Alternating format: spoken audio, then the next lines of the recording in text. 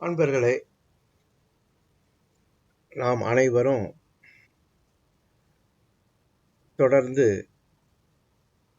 முடிந்த வரையிலும் பல்வேறு தவங்களில் ஈடுபட்டு தெய்வ சக்தியை அதிகரித்துக் கொள்ளும் முயற்சியில் ஈடுபட்டுள்ளோம். மேலும் அதை பற்றி தெளிவாக சிந்திப்போம். முதலில் தெய்வம் என்று ஒன்று உள்ளது என்பதை ஏற்றுக்கொள்கிறோம்.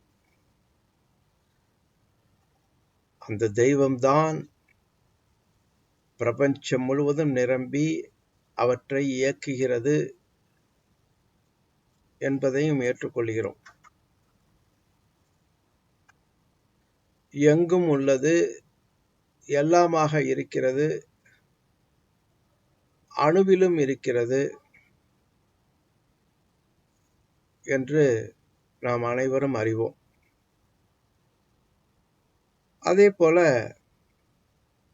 தெய்வ சக்தி நமது வாழ்க்கையில் சிறப்பாக வாழ அவசியம் தேவை என்பதையும் நாம் ஏற்றுக்கொண்டுள்ளோம்.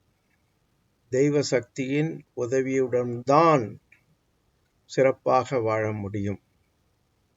அந்த தெய்வ சக்தியை பெறுவது எப்படி என்று வரும்பொழுது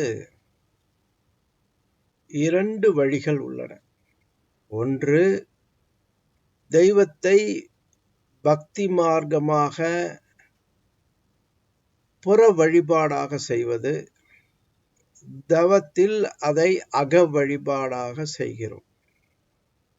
இப்பொழுது நம் மனம் ஏற்றுக்கொள்ள வேண்டும், நாம் ஒவ்வொரு முறை மேல்நிலை தவம், குறிப்பாக பஞ்சபூத நவகிரக தவம், இதை யார் வேண்டுமானாலும் செய்யலாம். இதை செய்யும் பொழுது தெய்வ சக்தியை நம் மனம் பெறுகிறது.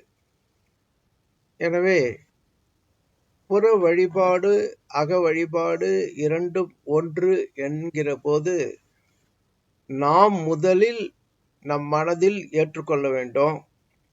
ஒவ்வொரு முறை கண்களை மூடி தவம் செய்யும் பொழுதும் நான் தெய்வ வழிபாட்டைத்தான் மேற்கொண்டிருக்கிறேன், தெய்வத்தை அகமாக வழிபடுகிறேன். இதற்கும் பக்தி மார்க்கத்திற்கும் ப்ரொசீஜர் தான் வேறுபாடே தவிர ரிசல்ட் அதே தெய்வ சக்தி தான் இங்கும் கிடைக்கிறது என்று முதலில் நம் மனம் ஏற்றுக்கொள்ள வேண்டும். அதற்கு இந்த மெடிடேஷன், தவம், தியானம் என்கிற வார்த்தையை நாம் பயன்படுத்த தேவையில்லை.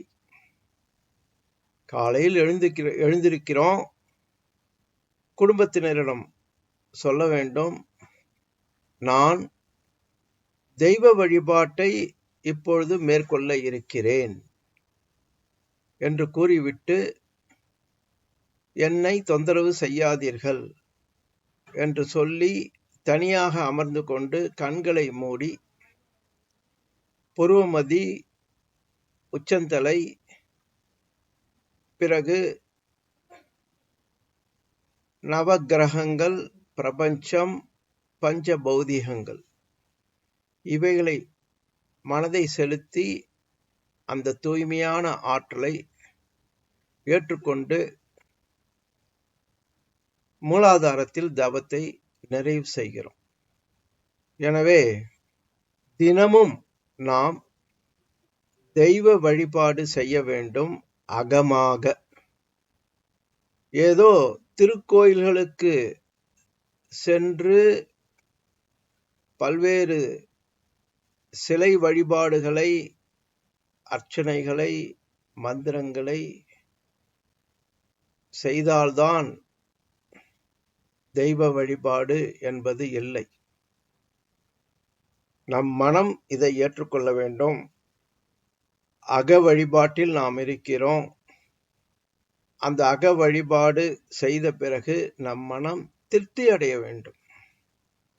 இன்றைக்கு நான் தெய்வ வழிபாட்டை முழுமையாக மேற்கொண்டு விட்டேன். தெய்வ சக்தி ஒரு மனிதனிடம் போதுமான அளவு இல்லை என்பதற்கு ஒரு அடையாளம், அவன் மனதில் அமைதி இன்மை இருக்கும், கவலை பயம் இருக்கும், உடலில் நோய்கள் இருக்கும். எனவே இந்த 2 வழிபாட்டில் எதை வேண்டுமானாலும் செய்யலாம், அவர்கள் விருப்பம். ஆனால் ரிசல்ட், உடல் நலமும் மனவளமும் அதிகரிக்க வேண்டும், நோய்களிலிருந்து விடுபட வேண்டும். அது நடக்கிறதா என்பதை நாம் பார்க்க வேண்டும். வேதாத்திரி மகரிஷி அவர்கள் மனவளக்கலையில் பல இடங்களில் குறிப்பிட்டுள்ளார்கள். அக வழிபாடே மிக சிறந்த இறைவனை வழிபட்டு ஆற்றலை பெறும் முறை என்று குறிப்பிட்டுள்ளார்கள்.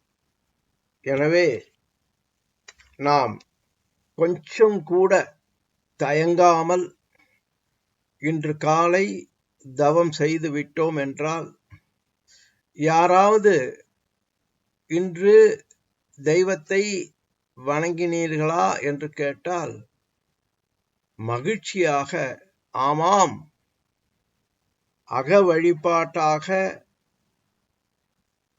தெய்வத்தை வணங்கிவிட்டேன் என்று நாம் கூற வேண்டும். வேதாத்திரி மகரிஷி அவர்கள் காந்த தத்துவமாக அதன் அடிப்படையில் இந்த அருமையான வழிபாட்டை அலைச்சல் இல்லாமல் இருந்த இடத்திலிருந்தே பொருள் செலவு இல்லாமல் மகிழ்ச்சியாக சற்று சிந்தனை செய்து இதை ஏற்றுக்கொண்டு உயர்நிலை அக வழிபாட்டை நாம் செய்யும் பொழுது பிரபஞ்சத்திலிருந்தும் நவகோள்களிலிருந்தும் பஞ்ச பௌதிகங்களிலிருந்தும் கிடைக்கும் உண்மையான தெய்வங்களின் ஆற்றல் நம் மனதிற்கு கிட்டும். பிபி, சுகர் போன்ற நோய்கள் வரவே வராது. மற்ற நோய்களும் கொஞ்சம் கொஞ்சமாக நம்மிடமிருந்து விலகிவிடும்.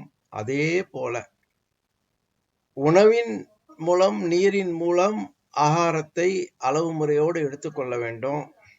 காற்றை ஒரு ஆகாரமாக மதிக்க வேண்டும். அதன் மூலமும் அதிகமாக எடுத்துக்கொள்ள வேண்டும்.